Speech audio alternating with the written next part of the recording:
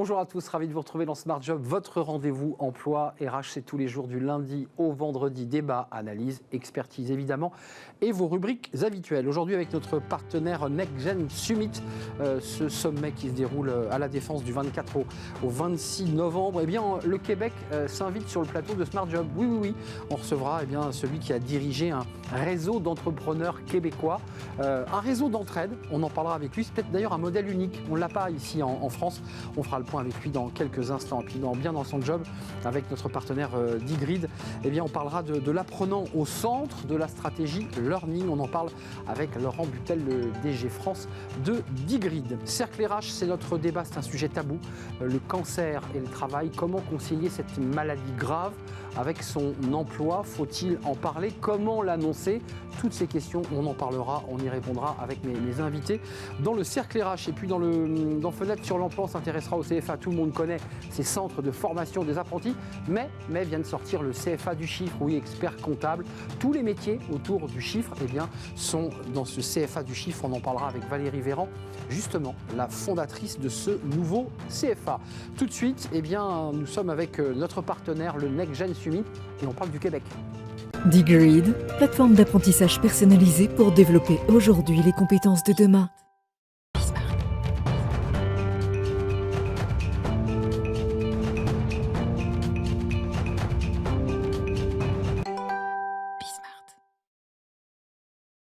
Bien dans son job, je ne vais pas pouvoir vous le faire avec l'accent québécois parce que s'il est propre à ceux qui habitent ce très beau pays. Michel Bondog, merci d'être avec nous. Vous êtes ex-dirigeant parce que vous venez de quitter l'organisation il y a peu de temps du groupement des chefs d'entreprise du Québec. Oui. Vous avez dirigé cette organisation. D'abord, racontez-nous, parce que vous venez au NextGen Summit pour faire une keynote, pour faire une conférence, ce sera demain je crois. Oui. De quoi vous allez parler à cette conférence? Le NextGen est bâti en 4 phases, la transformation du dirigeant, des équipes, de l'entreprise et de la société. Et moi, je vais intervenir pour la transformation du dirigeant. Parce que j'ai travaillé avec des dirigeants depuis 33 ans. Parlez-nous de ce groupement de chefs d'entreprise du Québec. Spontanément, quand on s'est parlé, parce que c'était intéressant qu'on échange, d'abord c'est la première fois qu'un Québécois vient sur le plateau, on est très honorés. Je vous ai dit, mais bon, c'est le MEDEF. J'ai essayé d'y trouver des éléments pour me raccrocher. Vous m'avez dit, bah non, c'est pas vraiment le MEDEF. C'est quoi exactement ce groupement? C'est un réseau de collaboration entre entrepreneurs qui est né en 1974 sur le principe qu'on est meilleur avec d'autres que seul. Donc, l'idée, c'est je peux devenir un meilleur entrepreneur en profitant de l'expérience des autres. Alors, c'est bâti en petits groupes d'une dizaine de personnes. C'est des communautés de pratique. On a 230 communautés de pratique qui se réunissent régulièrement. Et l'idée, c'est de profiter de l'expérience des autres et faire grandir son entreprise, mais surtout se transformer comme entrepreneur aussi pour devenir un meilleur leader. Mais j'ai envie de comprendre, parce qu'évidemment, nous, en France, on a quelques organisations. Alors, j'évoquais le MEDEF, c'est la plus connue, mais il y a d'autres organisations. Qu'est-ce qui s'y passe, quoi? Les gens vident leur sac, on s'engueule, on se dit des choses. C'est quoi? C'est un club d'hommes? C'est un club d'amis? C'est quoi? C'est pas un groupe d'achat, c'est pas un groupe de pression, c'est pas un club social. Ça devient un groupe d'amis, à quelque part, mais le fondement, c'est un moment pour aller se ressourcer comme entrepreneur. L'entrepreneur, il est seul, fondamentalement seul, et quand il se retrouve avec des pairs, il peut parler de choses qu'il ne peut pas nécessairement parler dans son environnement immédiat. Alors, une réunion typique, par exemple, ça commence par j'arrive dans quel état? Fatigué, stressé, ça. Après ça, il y a un comment ça va, c'est-à-dire quels sont les bons coups et les moins bons coups que j'ai faits depuis la dernière rencontre. Oui, donc on est cash, quoi. On se dit les choses, quoi. Ah, vraiment, on peut mettre les états financiers sur la table. Je ne sais pas si vous dites ça comme ça ici. Là, Et on peut parler de problèmes avec la famille, on peut parler avec les associés, peu importe, c'est vraiment un huis clos. En fait, le groupement crée de l'intimité entre les entrepreneurs. C'est ça, sa job.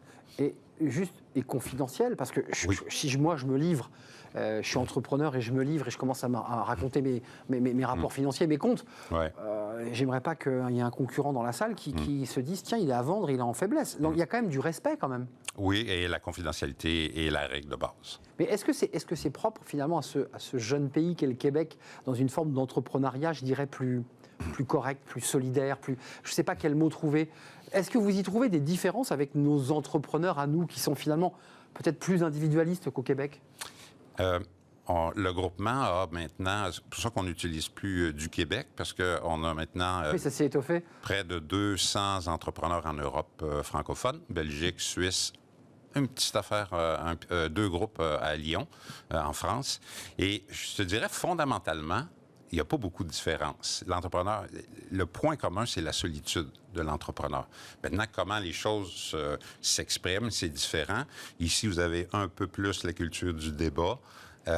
Au Québec, c'est peut-être plus la culture, j'appelle de la conversation. On est plus... On est moins dans l'affrontement, en fait. Oui, il y en On a est pas. plus dans l'échange. Oui.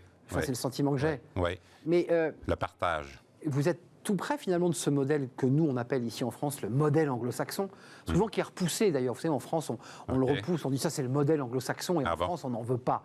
Et même vous êtes surpris quand je parle comme ça. Oui. Et c'est un modèle, et parfois c'est même notre contre-modèle. Ces entrepreneurs, ils sont quoi? Ils sont plus proches du modèle anglo-saxon ou vous qui connaissez aussi la France comment Avec ce que vous dites, je croirais que c'est plus proche de l'anglo-saxon, le club.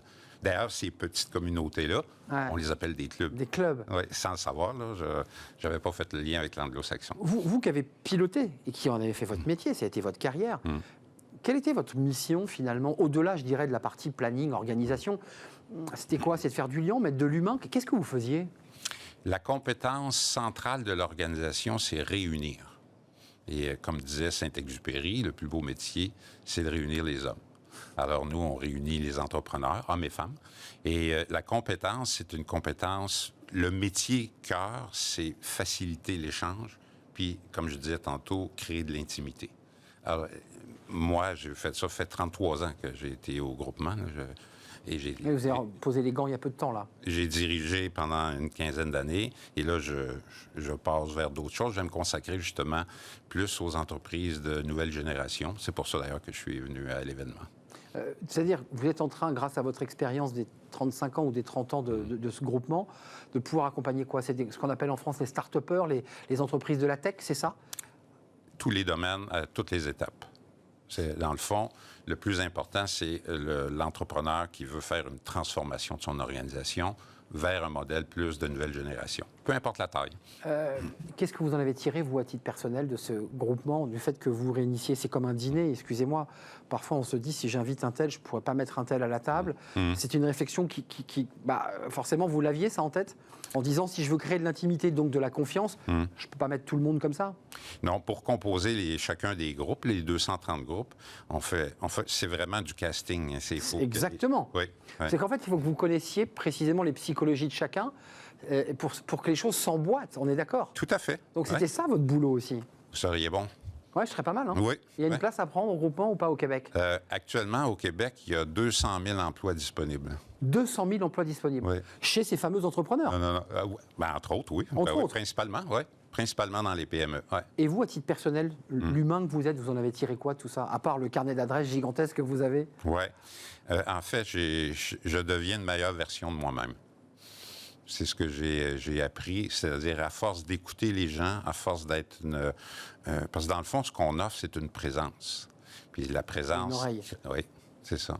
Alors moi, j'ai appris à diriger aussi. Et j'ai des leçons extraordinaires dans tout le registre de la vie du dirigeant et de la personne aussi. Alors, je me considère une meilleure personne aujourd'hui, avec un regard, je dirais, plus posé sur l'économie, mais sur la société aussi. Et j'ai même envie de dire, pour aller un peu plus loin, sur l'être humain. Oui. Parce que finalement, ce que vous nous dites, c'est que l'entrepreneur vient aussi vider son sac. Il s'est disputé avec sa femme, il ne voit pas beaucoup ses gosses, il est parfois un peu court financièrement. Enfin, c'est l'histoire de l'homme, là, que vous nous décrivez. Ma formation, quand j'ai commencé pour animer ces groupes-là, c'était en psychopédagogie. Eh oui, donc c'est ça. Vous êtes resté finalement dans votre métier à travers le public de l'entrepreneur. Oui. Et vous en avez sauvé, entre guillemets, au sens pas financier du terme, mais est-ce que vous sentez qu'en les accompagnant, en étant dans la confiance, vous en avez sauvé, vous avez permis à des gens de reprendre souffle? Je ne saurais les compter. Parce qu'on avait aussi, chaque entrepreneur appartient à une communauté, mais si jamais il traverse une période difficile, un incendie. Chez nous, on dit passer au feu, mais ici, vous dites un incendie. Hein? Mais c'est intéressant d'avoir vos expressions. Oui. Alors, quelqu'un qui passe au feu. Et dans son groupe, personne a jamais subi ça. Alors, on va faire appel à tout le grand réseau pour aller chercher des gens qui ont eu un incendie et on fait un SWAT team pour l'aider. Alors, ça peut être pour ça peut être parce que la banque a décidé de retirer ses billes ou peu importe. Alors ça, on en a sauvé, de ce point de vue-là, on en a sauvé des centaines et des centaines. Excusez-moi, c'est-à-dire que les entreprises mettent au pot? Elles disent non, elles vont voir les banques? Non. Elles accompagnent? Comment elles font là? Donnez-nous un truc. Comment, par exemple, qu'est-ce que tu fais avec tes fournisseurs? Qu'est-ce que tu fais avec tes employés? Qu'est-ce que tu fais avec ta banque? Comment tu restructures ton organisation? Et même au Québec, pour les banques, c'est pour eux une sécurité de savoir que ces entreprises-là sont dans le réseau. Dans le groupement? Oui. Bien sûr. Ça veut une sorte de garantie aussi de crédibilité. Vous m'impressionnez par votre compréhension. Écoutez, je fais le maximum, monsieur Bulldog. C'est parce que vous êtes extrêmement clair et que vous m'avez beaucoup transmis sur le plateau. Merci Michel, vous êtes ex-dirigeant, parce que ça fait peu de temps, mais reparti sur d'autres aventures entrepreneuriales, du groupement des chefs d'entreprise du Québec. Et on précise que vous serez en keynote, enfin en conférence, dans ce Next Gen Summit. Et ça sera à La Défense. Il doit rester quelques places, j'imagine, si vous voulez écouter ce modèle qui est extrêmement particulier et original. Merci d'être venu nous rendre visite. Ça me fait un très grand plaisir. C'était ma première française. Eh bien, écoutez, c'est un vrai plaisir de vous accueillir sur notre plateau. La suite de notre programme, bien dans son job, évidemment, avec notre partenaire Digrid. Tiens, on va partir de l'apprenant, de la formation. On n'est pas très loin de la psychologie ou de la psychosociologie. On en parle tout de suite avec notre partenaire. Digrid, plateforme d'apprentissage personnalisée pour développer aujourd'hui les compétences de demain.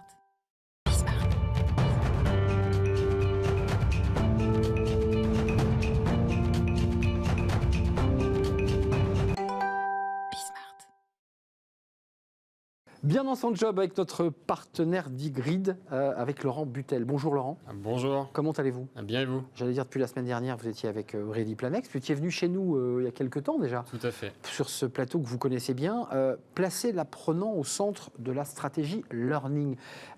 Ça veut dire quoi concrètement? Ça veut dire qu'on transforme le modèle éducatif?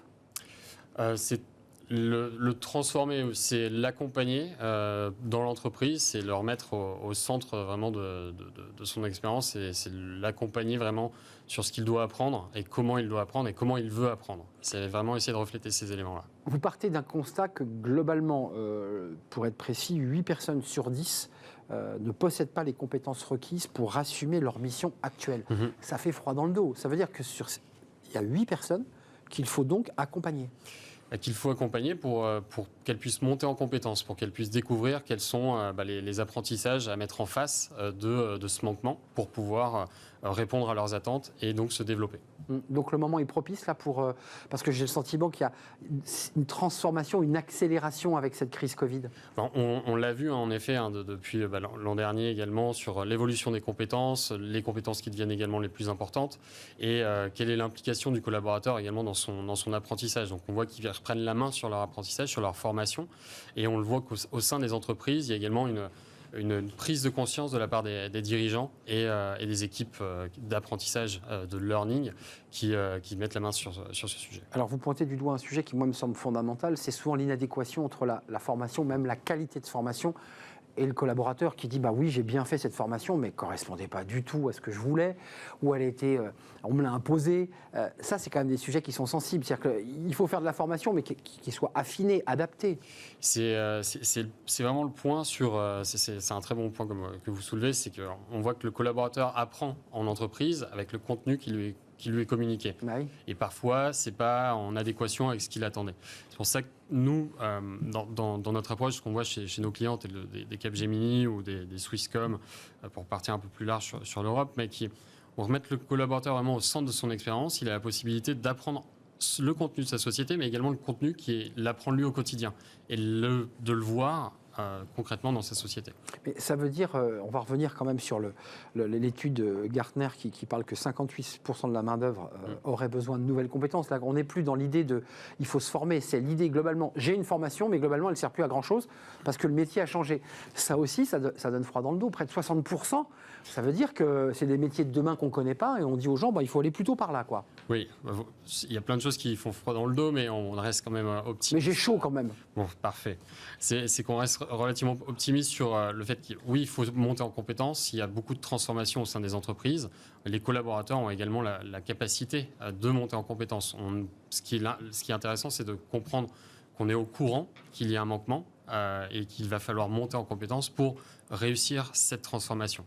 Donc votre objectif chez Digrid, c'est aussi quoi? De réinventer, de réécrire finalement un peu le parcours de formation et l'expérience du collaborateur, c'est ça l'idée? On va l'améliorer, on va améliorer son parcours de l'expérience. Encore une fois, avec les sociétés avec lesquelles on travaille, on ne le réinvente pas, on ne réécrit pas ce qu'elles font.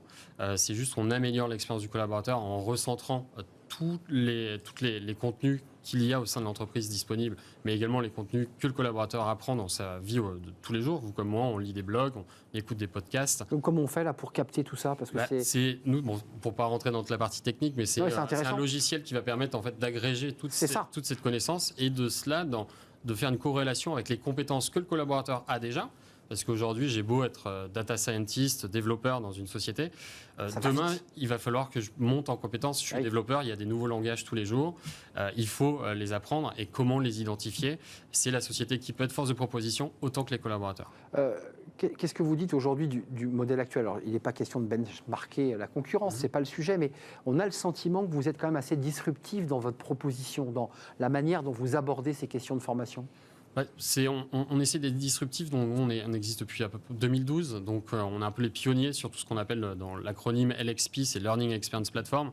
Donc c'est là où on essaie vraiment d'apporter notre pierre à l'édifice et notre expérience derrière ça. C'est là où on a appris énormément de nos clients, ceux qui nous ont apporté énormément de retours, qui ont fait qu'on a aujourd'hui on a un bon positionnement et on a une bonne place sur le marché.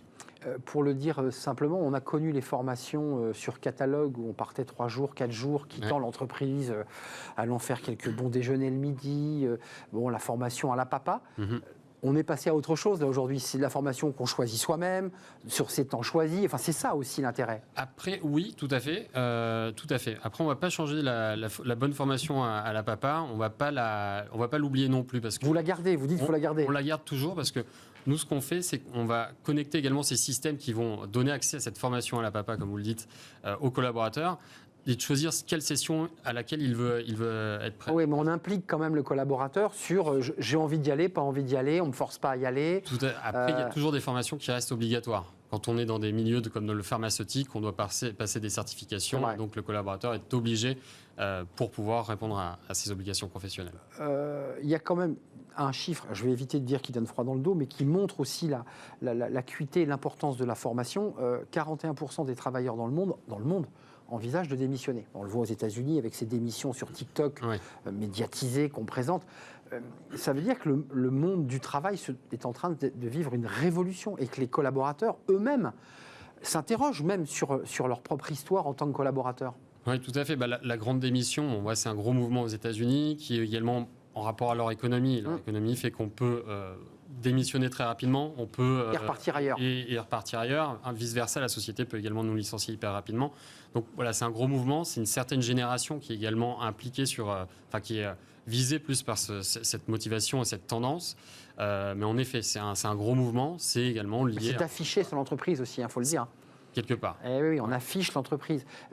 Pour vous, ça veut dire quoi, ça, ces 41%? C'est des gens qui n'ont pas été suffisamment pris en charge, pris en main, accompagnés?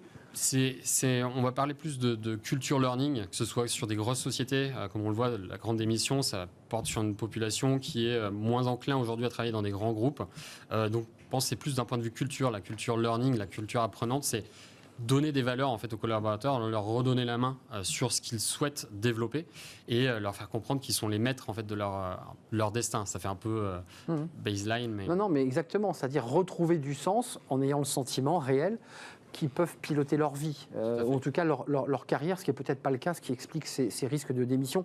L'avenir chez Digrid, c'est quoi là? C'est quoi le focus en ce moment? Aujourd'hui, le focus, on est donc en pleine croissance. Donc avec la pandémie, on a recruté plus de 250 personnes. Donc depuis début 2020, le 16 mars 2020, moi je suis entré dans la société depuis le 16 mars 2020, donc premier lockdown français. Donc intégré pendant le Covid, vous? Tout à fait, donc expérience entièrement à distance, tout à fait. Et donc le focus, on est en plein pleine croissance, développement. On a une stratégie européenne qui se développe de plus en plus et française, bien évidemment, qui est de plus en plus présente aujourd'hui. En quelques mots, vous êtes arrivé donc onboardé pendant le Covid, donc en visio, j'imagine. Enfin, vous avez fait de la visio. Tout à fait. On utilisait notre propre plateforme pour suivre en fait la formation, donc notre propre produit pour comprendre en fait quelles sont les valeurs, quelle est la culture de l'entreprise et qu'est-ce qu'il faut que j'apprenne pour pouvoir avancer. Et moi, apporter ma pierre à l'édifice sur mon propre marché qui reste là. La France. La France, parce que vous êtes directeur général France, il faut le préciser. Tout à fait. Juste un mot avant de nous quitter, comment vous la situeriez, Digrid, par rapport je dirais, à l'écosystème dans lequel vous évoluez? Ça, c'est une entreprise de formation, une entreprise qui invente une nouvelle manière de se former. Comment vous le diriez? On est une plateforme qui n'est pas une société de formation, mais on accompagne la formation des entreprises. Donc on est un logiciel concrètement qui va permettre de dynamiser l'apprentissage dans les sociétés. La tech au service de la formation. Tout à fait. C'est bien ça, évidemment. Merci d'être venu nous rendre visite. Laurent Butel, directeur France de Digrid, avec 250 collaborateurs depuis votre embauche le 16 mars 2020. Au global, pas en France. Au global, d'accord. Bon, enfin, ça veut dire que c'est une entreprise qui cartonne. Il y a encore des embauches là, parce qu'on est une émission de recrutement aussi. On recrute une personne également en France sur plus la partie technique. La partie, oui. En ligne. Les fameux talents, les talents de la tech que tout le monde recherche. Tout à fait. Merci Laurent Butel, merci et à très très très bientôt évidemment dans le cadre de ce partenariat avec Digrid. On fait une courte pause et on va s'intéresser dans le cercle RH, notre débat, à un sujet tabou, un sujet sensible pour celles qui traversent une grave maladie, le cancer. On va en parler, ce lien avec le travail, le moment où l'on va quitter son travail pour se soigner, la difficulté de revenir et comment l'entreprise doit vous accompagner le malade pour reprendre un emploi à temps partiel parfois. C'est parfois une solution, presque une rédemption pour un salarié qui est resté isolé très longtemps, de revenir travailler malgré sa maladie, malgré les difficultés. On en parle avec mes invités juste après cette pause.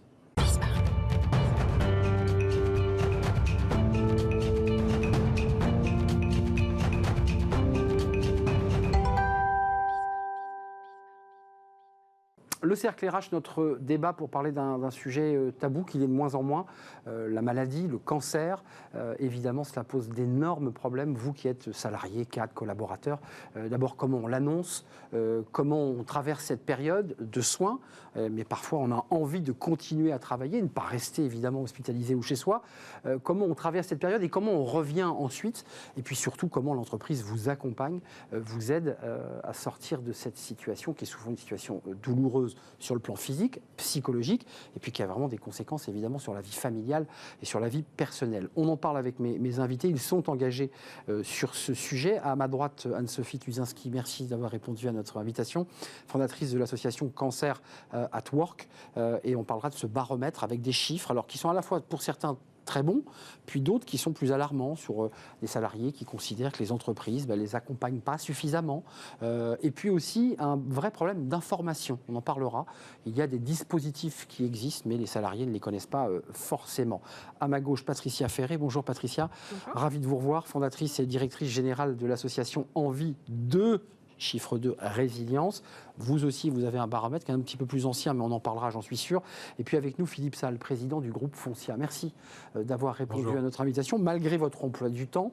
Parce que d'abord, Frédéric Fougera vient chaque mois dans une chronique et nous avait éveillé sur ce sujet à travers sa chronique sur les maladies graves, les cancers. Je me tourne d'abord vers vous, parce que vous êtes à la tête de cette entreprise, très engagée sur la RSE. Cette question-là, quand vous avez pris les rênes du groupe Foncia, comment elle vous est arrivée, j'allais dire, très, très abruptement aux oreilles? Comment un patron qui dirige une entreprise, qui crée de la valeur, qui crée de la richesse, a aussi eu envie de s'atteler à cette question-là? Alors d'abord, je ne me suis pas attelé à la question en arrivant chez Foncia, heureusement. Je l'ai fait dans les autres groupes que j'ai dirigés avant. Et comme vous le dites, ma carrière a été dans les activités de service. Les activités de service sont des hommes et des femmes. Et donc, j'estime que ça fait partie inhérente de ce que doit faire une entreprise pour garder la motivation de ses équipes. Voilà. Juste d'un mot, quand un collaborateur pousse d'abord la porte de son manager, elle a d'abord rencontré un médecin. C'est ça le parcours qui lui a annoncé cette nouvelle. Elle a pris une chape de plomb. Ouais. Puis ensuite, elle en parle à ses proches. Et puis en général, on pousse la troisième porte qui est le manager ou le RH. Et puis ensuite, ça remonte. Bien sûr. Ça se passe comme ça? Oui, ça se passe comme ça, exactement. Alors, moi, j'ai jamais été malade, donc il faudrait demander à ceux qui l'ont été, ça, parce qu'eux ont ce parcours-là. Je pense qu'effectivement, de toute façon, c'est clair que l'entreprise n'est pas la première, et heureusement d'ailleurs. Je pense que le cercle familial est quand même beaucoup plus important. Évidemment. Mais c'est important, par contre, qu'il le soit assez vite, parce que les formes d'accompagnement peuvent être diverses. Voilà. D'abord, je pense que chaque maladie est différente, et donc il n'y a pas de modèle pour moi. Il y a des gens qui veulent rester travailler, des gens qui ne veulent pas, donc il faut pouvoir s'adapter à toute situation. Et pouvoir justement, je dirais, être assez flexible sur ce sujet-là. Ce qui est important, je pense, pour une entreprise, c'est pas de laisser ses équipes en rase campagne. C'est ça qui est le plus important pour moi. Et puis qu'on les informe et qu'on accompagne les managers. Je me tourne vers vous, Anne-Sophie Tuzinski. Est-ce que ma description était juste, vous qui avez traversé cette épreuve? Comment ça se passe? Parce que c'est pas anodin de fonder une association Cancer at Work. C'est aussi pour transmettre, donner des informations. On se sent seul quand on est touché par et qu'on apprend cette nouvelle, souvent triste. Alors précisons qu'on, pour certains cancers, on reprend vie après, on est soigné et on continue, la vie continue. Ça, c'est la bonne nouvelle. Ça, c'est la bonne nouvelle. Parce qu'on est quand même de plus en plus nombreux à être malades, des cancers, mais pas que. Aujourd'hui, on a 1200 personnes qui, chaque jour, apprennent qu'elles ont un cancer en France. Ce qui est énorme. C'est gigantesque. Et on a 40% de ces personnes qui travaillent. Et on ne parle que des cancers. Si on élargit le cercle, c'est 15% des actifs qui sont directement concernés. Et le Conseil économique, social et environnemental annonce un quart de la population active directement touchée à horizon 2025. C'est demain. Autour de ces malades, des aidants personnels, les proches, mais aussi des collègues, des managers. Donc finalement, c'est toute l'entreprise qui est directement concernée par ce sujet qui hier était un sujet de santé, qui, avec les progrès thérapeutiques et l'allongement de la durée de vie au travail, s'est invité dans la vie de l'entreprise. Alors aujourd'hui, encore trop peu de gens osent pousser la troisième porte, celle de leur C'est la employeur. question que je vais vous poser. Bon, c'est un tabou, on n'ose pas.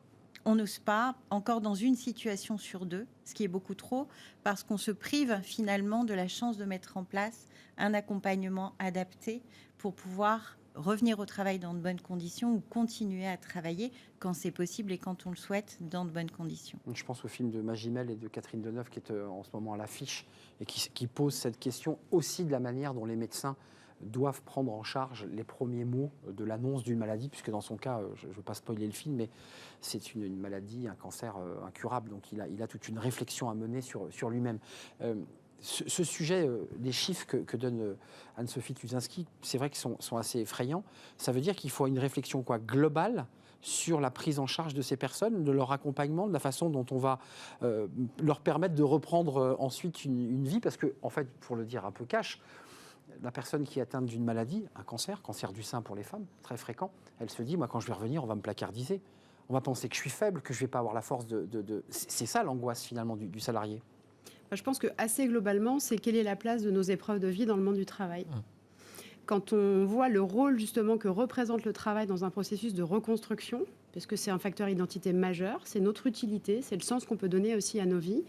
Aujourd'hui, la difficulté, c'est vrai qu'il y a effectivement tous les travaux, tout ce que vous faites depuis plus de 10 ans pour justement libérer la parole et faire qu'aujourd'hui, il y a quand même 50% qui osent. Mais quelle est la place du droit à l'erreur? Quelle est la place du droit à l'échec? Quand on sait que l'entreprise est friande d'innovation, faut peut-être se rappeler que le démarrage de l'innovation, c'est une rupture. Et que là, en l'occurrence, certes la maladie, mais certes effectivement aussi l'échec, le dépôt de bilan. Moi, c'est vrai que j'ai envie de résilience. On est sur un spectre à 360 degrés. En fait, peu importe la nature de l'épreuve, la question c'est qu'est-ce qu'on en fait et comment l'entreprise va être en capacité d'accompagner et de valoriser effectivement ces épreuves de la vie pour la personne, pour l'équipe, pour son engagement sociétal et pour tirer profit finalement d'une performance qui peut être globale. Quand même, là, je me tourne vers le chef d'entreprise, le dirigeant d'entreprise. Foncia, aujourd'hui, d'autres expériences avant, on l'a entendu. Ça reste malgré tout en termes RH assez compliqué parce que vous apprenez par les RH qu'une de vos collaborateurs est malade. Il faut ensuite, je dirais, un plan et un calendrier parce qu'elle va vous dire, moi, le matin, je vais avoir des séances de radiothérapie, de chimiothérapie. Je serai donc disponible que de 14h à 17h, mais il m'arrivera d'être fatigué et j'aurai envie de rester chez moi parce qu'il y a des moments où on descend. Comment on fait? Il n'y a pas de cas particulier, ce que je vous disais. Enfin, il n'y a que des cas particuliers. Je vois, moi, j'ai 2 managers là, qui ont été récemment tous les 2 atteints de cancer. Une a décidé de travailler une semaine sur 2, ça c'est son choix. Quant à l'autre, elle ne peut pas travailler. Voilà, c'était impossible. Il a été obligé de partir pendant X mois parce que ça a été trop compliqué, sa thérapie. Encore une fois, c'est toujours la même chose. Nous, c'est à nous de nous adapter. Mais c'est pour ça que je dis que ce qui est très important pour une entreprise, c'est l'anticipation.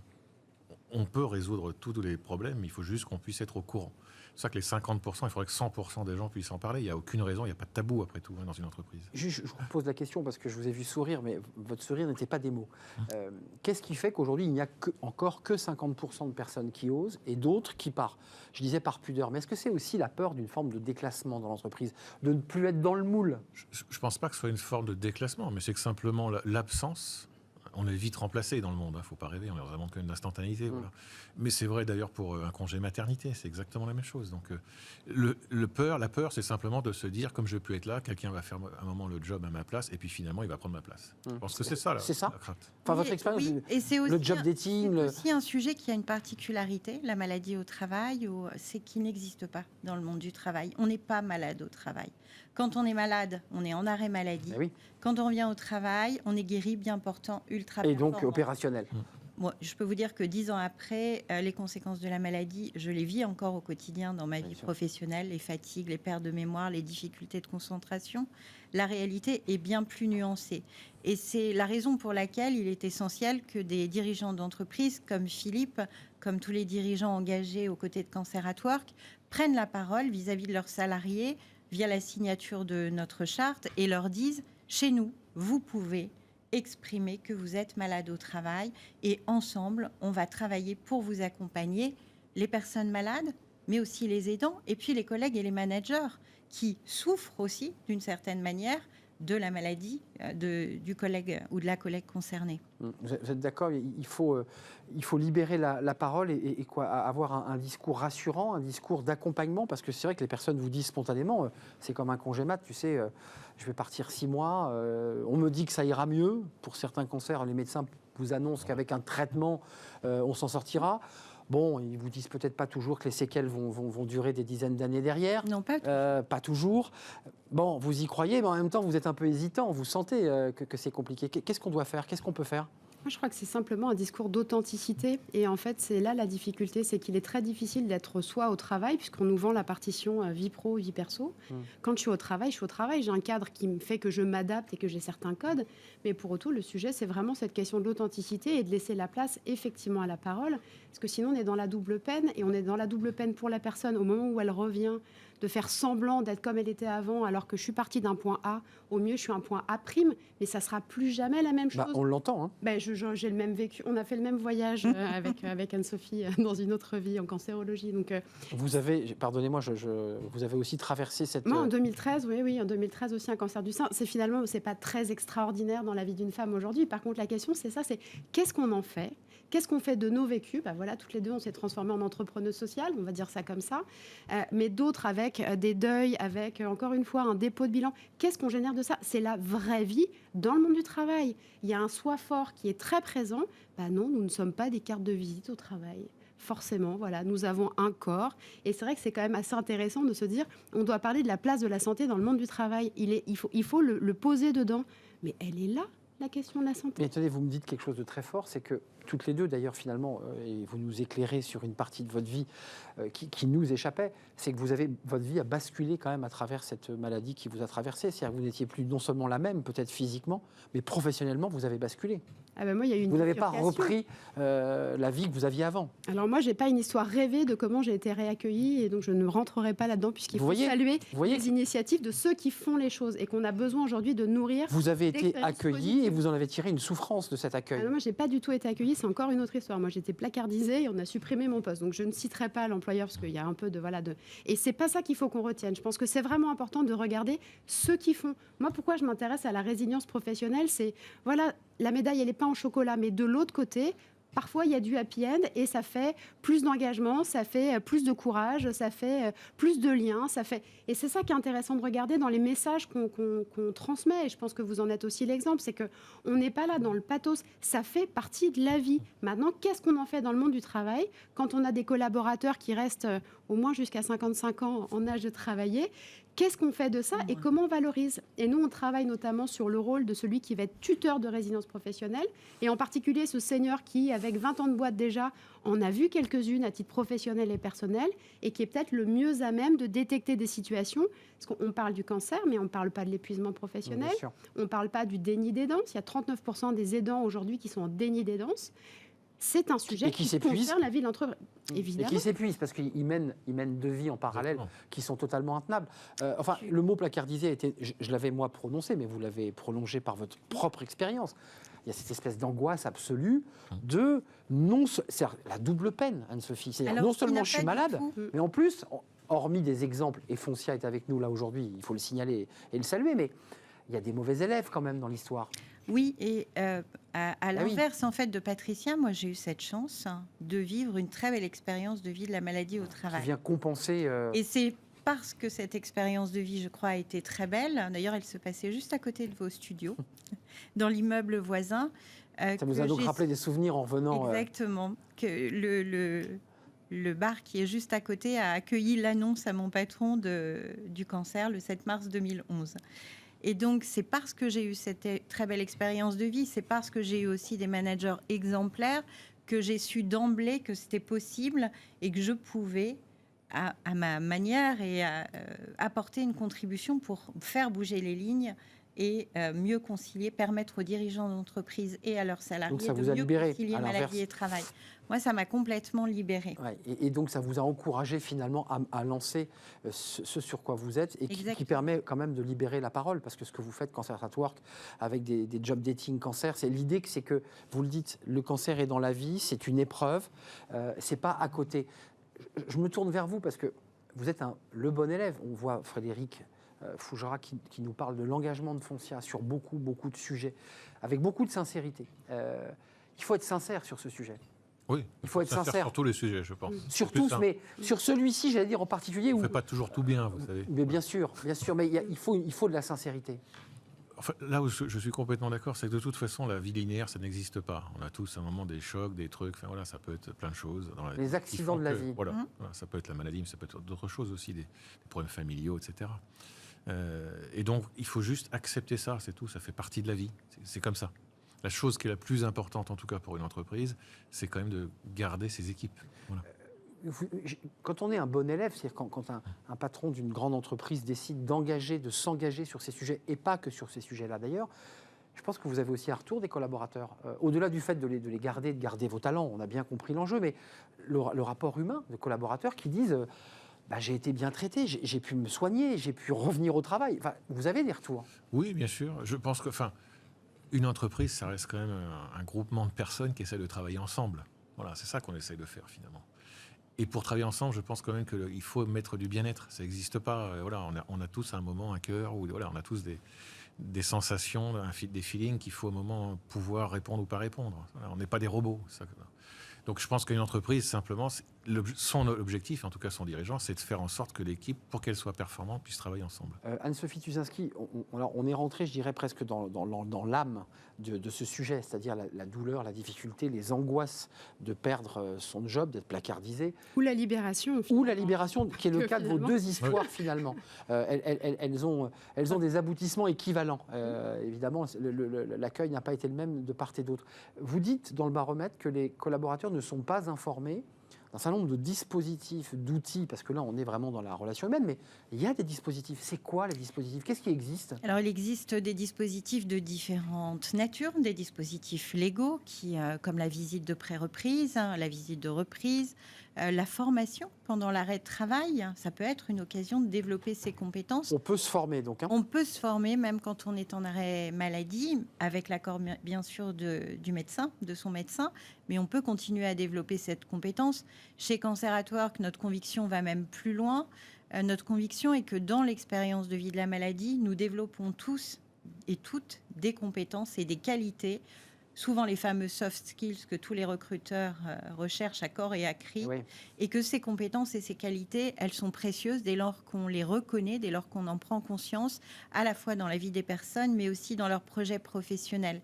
J'ai intervenu la semaine dernière dans une grande entreprise où on parlait beaucoup d'agilité.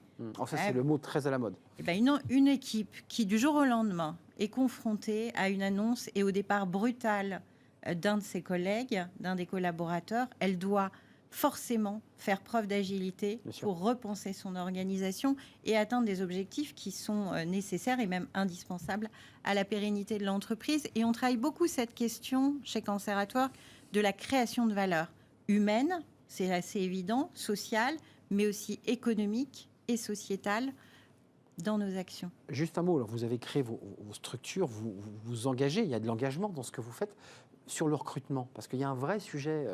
Vous êtes en poste, votre employeur vous accompagne, fait le nécessaire, le fait bien, puis il y a celui qui sort d'une longue maladie et qui va être recruté.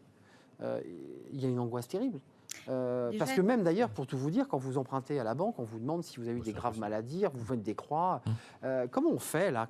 Comment on se positionne sur ce sujet? On dit oui, j'ai eu une maladie, j'ai été longtemps arrêté, parce que sur le CV, ça se voit. On ne le dit pas toujours. Mais on ne le dit pas toujours. Déjà, il faut avoir en tête qu'il y a quand même une personne sur 3 qui quitte l'emploi 2 ans après le diagnostic d'un cancer. Preuve que toutes les entreprises ne sont pas encore à niveau, ne sont pas encore des bons élèves. Alors la responsabilité, elle est partagée. Oui, elle n'incube pas qu'aux dirigeants et à l'entreprise. Elle incube aussi aux personnes qui sont directement concernées touché, quand même. et à l'individu. Mais on a quand même encore une personne sur 3 qui quitte l'emploi. C'est beaucoup trop. C'est beaucoup trop, surtout quand on a en perspective le fait que notre système de santé, aux 2/3, est financé par les cotisations des actifs. Eh oui. Vu les nombres qu'on a évoqués tout à l'heure, vous voyez qu'on a un petit sujet quand même sur la pérennité des soins, même en France. La deuxième chose, c'est que beaucoup de candidats hésitent, bien sûr, à révéler cette expérience de vie, ce trou dans le CV. Eh oui, eh oui. Lors Petit des embarras, entretiens de recrutement, gros embarras à la fois des candidats mais aussi des recruteurs. Et c'est l'objet en fait des job dating Cancer at Work, c'est de créer ce lien, de permettre justement aux personnes qui ont été malades, en tout cas de se poser la question, parce que je crois qu'il faut éviter les injonctions dans un sens ou dans l'autre de dire ou ne pas dire. C'est un choix très personnel et ce choix, il est fait aussi au regard du recruteur qu'on a en face de soi. Quand on postule chez Foncia, par exemple, on sait que cette entreprise, eh bien, elle travaille pour concilier maladie et travail. Donc, on peut se dire qu'on peut faire le choix d'en parler. Donc, faire confiance et pouvoir le dire. C'est peut-être pas le cas partout. Ce qui est mieux, non, ce qui n'est pas le cas partout, il faut le dire. Enfin, non, mais bien sûr. Vous êtes d'accord. C'est pour ça que 50% ne révèlent pas. Ne révèlent pas. Mais bien sûr. Vous êtes d'accord avec cette espèce de... C'est pas de la pudeur, c'est presque une gêne. On se dit, si je dis que j'ai eu le cancer et que pendant 1 an et demi, j'ai quitté l'espace professionnel... Ou une gêne ou une peur. Ou une peur. Mais j'ai forte chance de ne pas être recruté. C'est pour ça que c'est vraiment important de se dire comment on raconte l'histoire. Et nous, chez Envie de Résilience, le prix de la résilience professionnelle, c'est quoi son objectif? C'est de récolter justement tous ces récits, tous ces contes qui parlent de la résilience professionnelle et qui racontent comment, à partir d'une épreuve de la vie, je vais avoir transformé mon travail et peut-être même mon entreprise. Et il est vraiment important de pouvoir aussi accompagner justement la traduction de ce vécu, non pas dans une position victimaire, mais dans une position aussi d'acteur et d'être auteur. Et tu parlais d'injonction, le vrai risque, il est là. Nous, en plus, la résilience, on en parle à toutes les sauces. Donc, sois résilient. C'est vrai. Non. Résistance, ça aussi, c'est un mot qu'on a un peu galvaudé. Résilience, c'est une autre chose. Et il y a vraiment eu un besoin d'accompagnement et de transformation du vécu et d'identification, effectivement, de ces fameux soft skills, parce que je peux raconter l'histoire de différentes manières. Et forcément, je vais renforcer mes critères de conviction pour mon employeur. Et en même temps, je vais restaurer mon estime de moi-même, ce qui n'est pas des moindres. Pour le dire en mots tout bêtes, Patricia, vous nous dites que ces soft skills, c'est que vous regardez un recruteur et vous lui dites, mais vous imaginez pas la force que j'ai eue surhumaine pour me battre contre la maladie. La force, j'ai un peu de mal parce que la force, elle vient nourrir la résistance. Donc, qu'est-ce qu'on dit? C'est quoi les soft skills? C'est l'abnégation, la résilience, la combativité, gestion des priorités, la prise de recul, l'humanité, même le courage, l'intelligence émotionnelle, l'innovation, la cohésion, la capacité apprendre à se connaître encore plus, peut-être. C'est sûr que c'est quand même un voyage assez intérieur avant de pouvoir effectivement le transformer. On est d'accord. C'est une grande découverte de soi et il y a besoin d'accompagner ça. Et c'est vrai que dans le monde du travail, on n'a pas cette culture-là d'aller accompagner ce type de choses parce qu'il y a effectivement cette pudeur. Il y a aussi ce qui était registre vraiment du cachet. Je veux dire, la maladie, le perso, c'est chez soi. Aujourd'hui, c'est la faiblesse. Excusez-moi, c'est l'idée que... Ça peut être considéré comme la faiblesse. Et en même temps, on va avoir d'autres sujets. On parlait des Covid longs. on rentre aussi sur un autre segment qui va être confronté à ce type de situation. Et on peut rester dans l'entreprise à faire comme si on était des cartes de visite, comme si on était des robots. Ou alors on se dit, bah, tiens, c'est sur la table, qu'est-ce qu'on en fait? Et qu'est-ce que collectivement on apprend? Parce que cette expérience qui est vécue à partir de cette personne-là, elle me permet moi aussi en tant qu'entreprise, quand je suis victime d'une crise, bah, finalement, de déployer aussi un certain nombre, une trousse de secours, parce que j'ai déjà vécu quelque chose, et dans la gestion de crise, il n'y a rien de pire que le déni. Donc le fait de cacher ça, le fait de mettre sous le tapis ou dans les placards, c'est perdant pour tout le monde. Juste un mot, il y a aussi la parole entre, j'allais dire, ceux qui sont en bonne santé, et puis on apprend, et c'est souvent des nouvelles terribles dans une entreprise, quand on apprend qu'un collaborateur, un ami, souvent, on apprend comme ça de manière incidente, tiens, il a le cancer, c'est terrible. Comment ça se passe dans une entreprise? Est-ce qu'il faut aussi y mettre des groupes de parole, en parler? Ou est-ce qu'on le dit en catimini à la cafétéria en le disant sous le sceau du secret? Je vous vois sourire, c'est souvent ce que font les collaborateurs. Il y a de la gêne, il y a de l'embarras. C'est souvent ce qui se passe et je crois que ça se prépare en fait, tant du point de vue de la personne qui est directement concernée que de l'équipe. Réfléchir à qui on peut le dire, comment on va le dire, à quel moment. Je crois que c'est essentiel et c'est un exercice en fait qu'on invite l'ensemble des personnes malades à réaliser.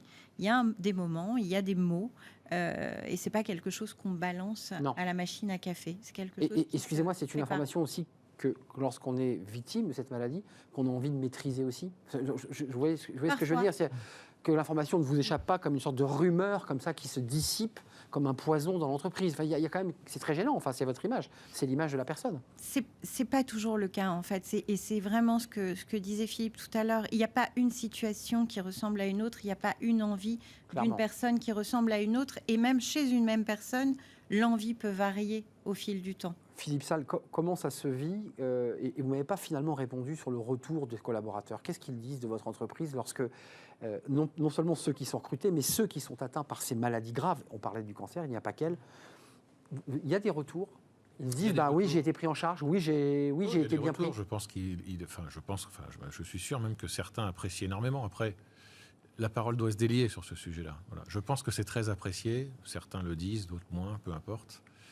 Je crois que ce qui est important, c'est que l'entreprise le montre. Et puis au fur et à mesure qu'elle le dit, se débloque. Oui, exactement. Il faut mettre des mots. Il faut débloquer la parole. Moi, je pense que c'est ça le plus important. Parce que le plus important pour moi, c'est qu'il puisse y avoir un échange, encore une fois. La maladie, ça va arriver à plein de gens, on le sait bien. Donc ce qu'il faut simplement, c'est pouvoir en parler de façon assez, je dirais, décontractée sur le sujet. Et d'avoir une écoute attentive et bienveillante. C'est pour ça que les managers doivent être formés aussi. Exactement. Oui, je rebondis un dernier mot. Oui, parce que du coup, sur cette question-là, nous, on est très engagés avec AG2R, la mondiale et Merck notamment, sur ce rôle du manager, ce tuteur de résilience professionnelle, et sur sa nécessaire professionnalisation, parce qu'effectivement, il y a le patient, enfin la personne qui dit, mais comment la personne reçoit, est-ce qu'elle est habilitée, qu'est-ce qu'elle a comme soutien, elle aussi comme ressource, parce qu'aujourd'hui, ceux qui soutiennent la résilience professionnelle sont aussi beaucoup ceux qui s'épuisent, et si nos pompiers prennent feu, il n'y a plus personne pour tenir l'édifice. Un dernier mot, un dernier conseil peut-être? Ma conviction, elle va plus loin, c'est qu'on est tous acteurs finalement de mieux concilier maladie et travail.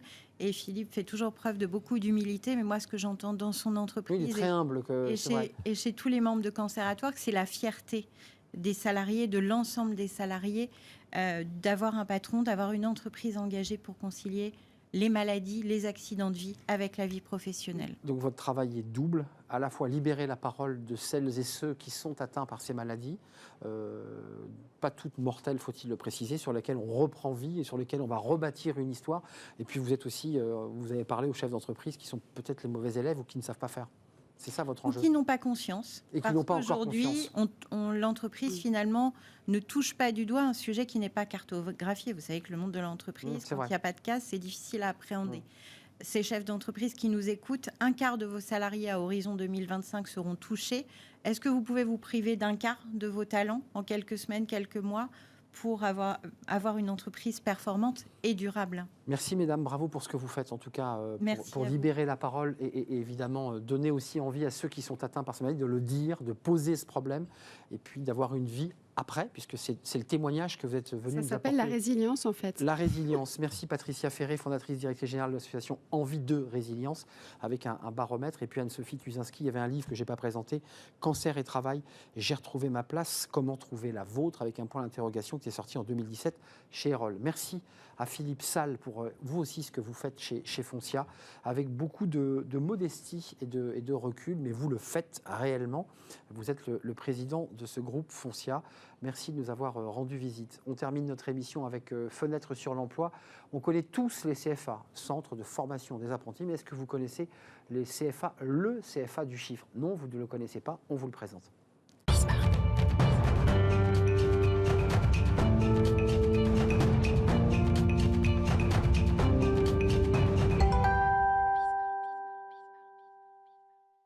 Les CFA, vous connaissez évidemment les centres de formation des apprentis, mais le CFA du chiffre, ça vous ne connaissiez pas, il vient d'être créé. Donc forcément, c'est une nouveauté. Et on en parle avec Valérie Véran. Bonjour Valérie. Bonjour. Merci d'être avec nous, fondatrice de ce CFA des métiers du chiffre. Juste quelques mots d'abord. Comment on crée un CFA du chiffre? Racontez-nous votre histoire, parce qu'elle est intimement liée à l'éducation, à la pédagogie, et puis c'est l'aboutissement finalement, ce CFA. Oui, tout à fait. En fait, moi, mon expérience professionnelle a été essentiellement dans les métiers du chiffre. J'ai été directeur financier dans des grands groupes. Et puis là, dernièrement, pendant la Covid, j'ai eu l'opportunité d'enseigner en BTS comptabilité gestion, et avec des premières et des deuxièmes années. Et j'ai fait plusieurs constats par rapport à cet enseignement qui m'ont amené à réfléchir à un CFA un peu différent. Et donc aujourd'hui, j'ai créé ce CFA. Donc c'est vous qui créez ce CFA, ça se trouve dans le Grand Est, on est d'accord? Pour Oui. ceux qui nous regardent, c'est pas dans la région parisienne. Non, c'est dans le Grand Est, 4 pour l'instant. 4 sites, du présentiel, mais aussi du distanciel. Un petit peu. Alors, ils sont 100% du temps en présentiel sur le campus, mais il y a des experts métiers qui interviennent pour les cours très pointus en distance. À distance. Alors, ce qui est assez intéressant, c'est que les CFA, on les connaît sur la maçonnerie, la plomberie, les métiers techniques. Ça, je dirais, c'est le cœur de métier du CFA. Tout à fait. C'est un CFA privé, Oui. sous tutelle de l'Éducation nationale, il faut le préciser. Donc, ce sont des diplômes agréés. Oui. Ils destinent à quoi une fois qu'on est entré? On sort du bac, c'est ça? C'est ça le profil? Oui, c'est ça. On sort du bac, on rentre de n'importe quel bac, parce qu'en fait, comme ce sont des BTS un peu techniques, ce sont des BTS où on reprend les bases. Donc le BTS comptabilité gestion ou le BTS gestion de la PME, on reprend toutes les bases de la gestion de l'entreprise. Et pendant 2 ans, on va se former à ces bases, justement, qui vont... Alors le BTS, c'est spécialement dédié à la sortie, entrée sur le marché du travail. C'est un diplôme qui est fléché comme ça, même si on peut continuer ses études derrière. Et du coup, on rentre dans une entreprise ou comme adjoint d'un chef de service ou d'un entrepreneur. Et en comptabilité gestion, généralement, on rentre dans un cabinet comptable. D'expertise. Ouais. CFA, c'est aussi l'alternance. Ça marche comme ça aussi chez vous? C'est que de l'alternance. Je trouve un patron, une entreprise donc, et je développe en parallèle des études. Alors ça marche comment? C'est 1 semaine, 3 semaines, 15 jours, 15 jours? Non, chez nous, c'est 2 jours en formation et 3 jours... La semaine est coupée en 2. Oui, pour que la personne soit toujours là, en début de semaine et en fin de semaine, parce que ce sont les moments les plus cruciaux dans l'entreprise. Et puis, spécialement pour les comptabilités gestion et à la demande des experts comptables, on a libéré le mois d'avril. Oui, parce que c'est là où il y a le gros rush. Voilà. Évidemment, c'est le mois de septembre et le mois d'avril, enfin en particulier le mois d'avril, vous qui connaissez bien le métier. Les étudiants, les promos qui vont sortir, vous avez déjà une petite idée? C'est plutôt vers l'expertise, vers les métiers de la finance? C'est quoi ils veulent aller vers quoi? Ils veulent aller vers la PME. La PME, Ouais. qui d'abord recrute? Oui, tout à fait. La PME recrute. Faire son BTS en apprentissage dans une PME, ça permet aussi de prendre ses marques. Et puis après, ils vont pouvoir continuer les études. Et nous, on a développé tout un programme d'accompagnement, justement, pour pas les laisser tout seuls derrière, ni l'entreprise, ni le jeune. Et on va construire avec eux, un parcours pour le jeune pour qu'il puisse vraiment évoluer au sein de l'entreprise. Je ne veux pas qu'on se quitte avant que vous nous parliez de ce fameux baromètre. Ah oui. Alors, comment vous l'avez constitué et quel est ce baromètre exactement? Qu'est-ce qu'il dit? Alors, c'est pas moi qui l'ai constitué, c'est BPI France. Donc, c'est un baromètre qu'ils ont sorti jeudi dernier. On est dans l'actualité, donc. Oui, on est en plein tout chaud, tout nouveau. Les difficultés de recrutement dans les PME. Clairement, en ce moment, c'est compliqué. Et donc, les chefs d'entreprise ont identifié 5 problématiques importantes. La première, c'est l'absence de candidats, surtout sur les métiers non qualifiés. Qu'est-ce qu'on l'entend sur ce plateau depuis quelques mois? Voilà. Alors, absence de candidats, niveau de qualification pas en rapport avec le poste, manque d'expérience, le manque de savoir-être en entreprise aussi. C'est important. L'attitude, le comportement, voilà, on ne sait pas se présenter. Non, on ne sait pas comment fonctionne l'entreprise. Et puis, en 5e position, ce qui est assez rigolo, c'est que le salaire vient en 5e position. Donc, la problématique, ce n'est pas le salaire. C'est de trouver le bon profil qui correspond au poste dont j'ai besoin. Bien sûr.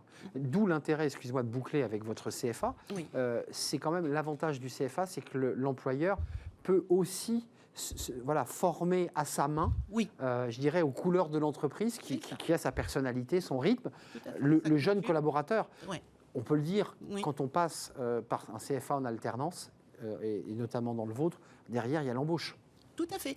95% d'embauche après le BTS, avec tout souvent une poursuite, parce que l'entreprise, comme le salarié apprenti, est un peu resté sur sa faim. On a des basiques, donc on est dans des postes d'assistante de comptable. Mais on a envie de continuer. Et on a envie de continuer. Et je vois beaucoup qui rentrent en cabinet comptable, ils ont envie d'aller jusqu'à l'expertise. Et l'expertise, c'est 10 ans. Et c'est un parcours bien fléché qu'il faut beaucoup travailler. D'ailleurs, beaucoup, même en interne, peuvent continuer à potasser. Et on le sait, passe des concours et au fur et à mesure, au fil de l'eau. C'est ça, en fait, aussi l'histoire des experts comptables. Tout à fait. Il n'y a pas que des experts comptables qui ont fait le cursus en une fois. Non, généralement, ils sont issus de l'intérieur. Et ce sont des gens qui ont découvert... On ne se lève pas un matin en disant « Tiens, je veux être expert comptable ». On ne dit pas « Maman, je vais être expert comptable ». Ça fait pas... Je vais être pompier, je vais être gendarme, je vais être clown. Voilà. Je ne suis pas expert comptable, non. Non. Et donc, ça vient, le goût vient en pratiquant. Bien sûr. Voilà. Et ce sont des métiers super sympas parce que ce sont des métiers où on est au contact de gens très différents. Ce sont des métiers qui sont là aujourd'hui en pleine évolution. On a une digitalisation à marche forcée. Percutée par le numérique. Voilà, exactement. Des équipes qui sont aussi... On a une pyramide des âges inversée. Donc des équipes qui sont là depuis 20-30 ans, qui ont besoin d'évoluer, qui ont besoin de changer. Et donc, actuellement, je sais que les cabinets comptables que je contacte sont fortement intéressés par cet aspect. Je prends le jeune, le salarié, et je le modèle. Il faut reconnaître que ces cabinets qui sont des petites PME, parfois des grosses PME, mais souvent des petites PME, ont une galère de recrutement gigantesque. Tout à fait. Il suffit de parler à son comptable pour entendre qu'il cherche et qu'il ne trouve pas. Qu'est-ce qui a changé dans votre vie, vous, Valérie Véran? Parce que c'est un changement de vie aussi. Vous êtes chef d'entreprise, là, vous n'êtes plus professeur? Non, je ne suis plus professeur, je suis chef d'entreprise. Bon, j'ai souvent été chef d'entreprise aussi. Moi, ce qui me plaît aujourd'hui, c'est d'accompagner les jeunes et l'entreprise, de pouvoir les faire se matcher. Là, quand on réussit ça, quand on a trouvé la bonne compétence pour la bonne entreprise... vous avez réussi votre pari. J'ai réussi mon pari. Grand Est, les villes sur lesquelles sont installés ces CFA? Pour le moment, on est sur Nancy, Mulhouse, Reims et Troyes. D'accord. L'objectif étant d'ouvrir... C'est des unités très mobiles. On s'est calqué sur l'entreprise, nous. On a vraiment des unités mobiles avec une pédagogie adaptée à l'entreprise pour que l'alternant, quand il est dans l'entreprise, il ne voit pas de différence avec le centre de formation. Merci Valérie Véran de nous avoir rendu visite. Les CFA du chiffre, on a tout compris. L'alternance pour acquérir notamment un BTS, fondatrice de ce CFA des métiers. Ça se trouve dans le Grand Est. C'est la fin de notre émission. J'ai été ravi de la partager avec vous, cette émission Smart Job. Merci à Lauriane à la réalisation. Merci à Amanda pour le son. Et merci à Margot Ruot et Fanny Griesner qui m'accompagnent dans Smart Job tous les jours. Je serai là demain. D'ici là, restez fidèles à tous nos programmes. Bye bye.